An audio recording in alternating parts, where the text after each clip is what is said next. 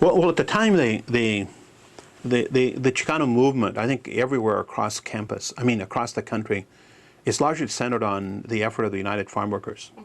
I mean, Chavez has become the national leader, the sort of the icon. Okay, but there were other issues as well, and it began to draw students from the University of Washington that participated. For example, in 1970, there's an incredible protest in downtown LA that results in the shooting of Ruben Salazar. Okay, and we had a delegation that went,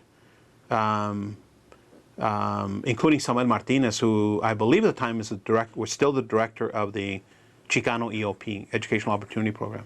They were separate at the time, not yet OMA, but there were some students that went. Also, there was a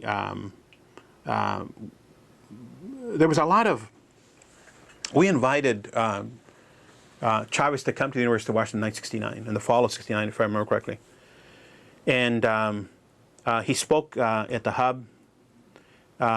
He's greeted by Mayor Wes Ullman. I think he speaks at Franklin, if I'm not mistaken. So we had those kinds of connections, but also the United Farm Workers keep coming back. And as a result of this, there was a small group of students that organized their own political theater group called Teatro del Piojo, I think mentioned in the thesis. So they would travel to theater workshops. So there was always a connection to sort of the national Latino civil rights movement, always. Following the 1970 march, there was a similar one organized in downtown Seattle. And Latinos are at the forefront of this.